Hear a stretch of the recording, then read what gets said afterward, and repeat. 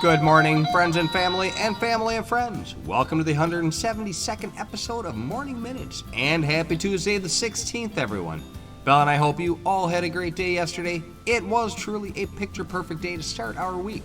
Today we are coming to you from the ancient and truly awesome Valley of the Kings. Mere words do this place little justice, but we'll do our best. More on that shortly. This morning, sunrise was at 5:15 and sunset will be at 8:36, giving us 15 hours and 21 minutes of glorious daylight to enjoy. Tomorrow is it, the big day. We hit 15 hours and 22 minutes for one glorious day each year, and then we start our slow descent. But that's okay. Every season is beautiful, with its own rituals and traditions, and we have a lot of summer left before fall rolls in. Presently, it's 50 degrees outside, give or take a little bit depending on exactly where you live. You know the routine. Today, we're going to have another awesome day in paradise ahead of us, it sounds like, or looks like, with mostly sunny skies, temps reaching the mid-80s, and winds will be out of the southeast at 5 to 10 miles per hour. Just awesome awesomeness.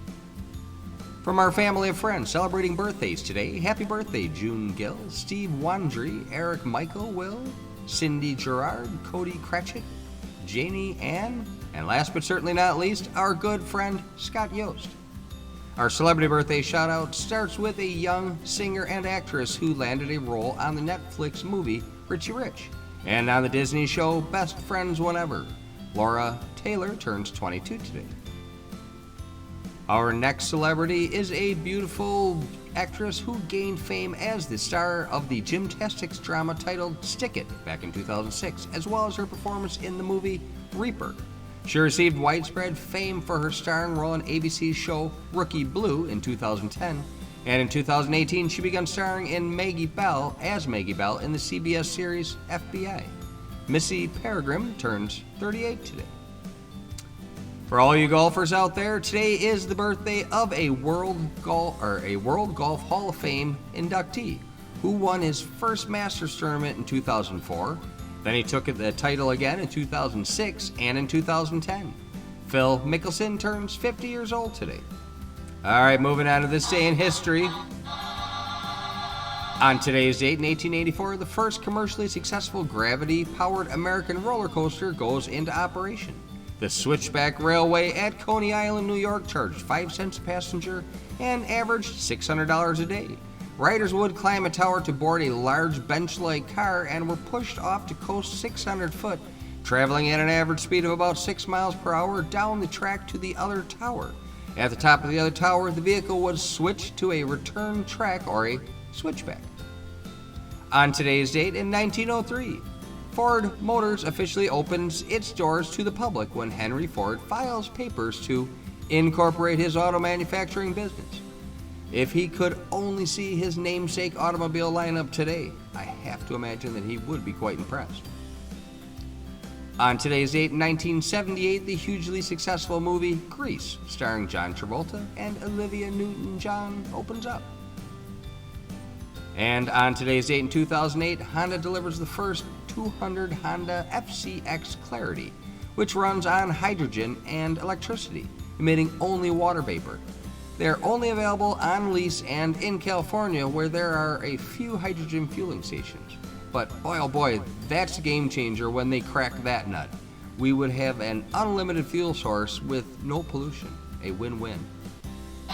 All right, on to our comedy corner. A slice of apple pie is $2.50 in Jamaica and $3 in the Bahamas. These are the pie rates of the Caribbean. Today is National Fudge Day. Today's morning motivational is a simple, undeniable truth. Think big, trust yourself, and make it happen.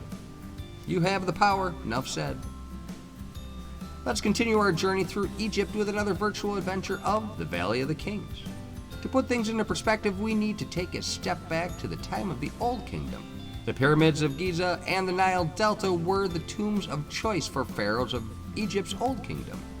But the New Kingdom pharaohs who wanted to be closer to the source of their dynastic roots in the south built their crypts in the hills of this barren tract west of Luxor, now called the Valley of the Kings.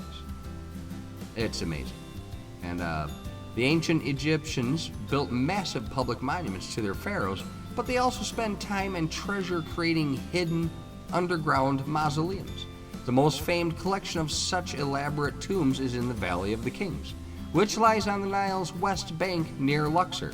During Egypt's New Kingdom period, between 1539 and 1075 BC, the valley became a royal burial ground for pharaohs such as Tutankhamun, Seti I, Ramses II, as well as queens, high priests, and other elites in the 18th, 19th, and 20th dynasties. The tombs evidence elaborate preparations for the next world, in which humans were promised continued life and the pharaohs were expected to become one with the gods. Mummification was used to preserve the body so that the descendant's eternal soul would be able to reanimate the body in the afterlife. In preparation for this rebirth, the underground tombs were well stocked with all material goods a ruler might need in the next world. From treasures like the golden masks found in King Tut's tomb to the everyday mundane necessities of life like furniture, canes, clothing, even underwear and jewelry. Tombs were also well provisioned with enough food and drink, including wine and beer, for royal feasting in the next world. Additionally, you might find sacred objects meant to help the deceased achieve eternal life, and even favored companions such as pet hunting dogs, pet baboons, and gazelles. Tomb robbers, treasure hunters, and archaeologists have been combing the Valley of the Kings for centuries, yet it continues to yield surprises.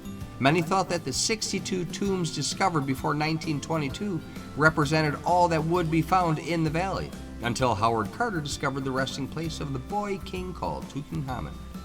In 2005, a team led by archaeologist Otto Scheiden discovered the valley's first unknown tomb since Tutankhamun. The site, dubbed KV-63, was found only about 50 foot from the walls of Tut's resting place. KV-63 has no mummies but houses a sarcophagi, pottery, linens, flowers, and other materials. Some believe it heralds the presence of another as of yet undiscovered tomb. Many archaeologists say KV-63 appears to be an embalming cache, and that suggests there must be a tomb to go with it. Though their entrances were well hidden, nearly all of the valley's known royal tombs were likely robbed before the end of the 20th dynasty. Egyptian records testify to robbers' trials and the harsh punishments handed down. It's possible, perhaps, that any tombs yet to be found was so well hidden that it also escaped the notice of ancient thieves. Only time will tell. But as usual, Blendon, I hope that you enjoyed this journey to the Valley of the Kings and back in time. We will continue this journey tomorrow, and we hope you can join us. Blendon and I do appreciate the time that you spend with us each and every day. Our goal is to offer a mix of entertainment and education in each and every one of our Morning Minute posts. After all, knowledge is power, and you know we love to share what we come across. We do hope you are enjoying the experience. Please continue to like, follow, and share us with your friends and family. It's super important, and we really appreciate it. Make it an awesome day. Remember, you have the power, and we'll talk to you soon. We're out of here.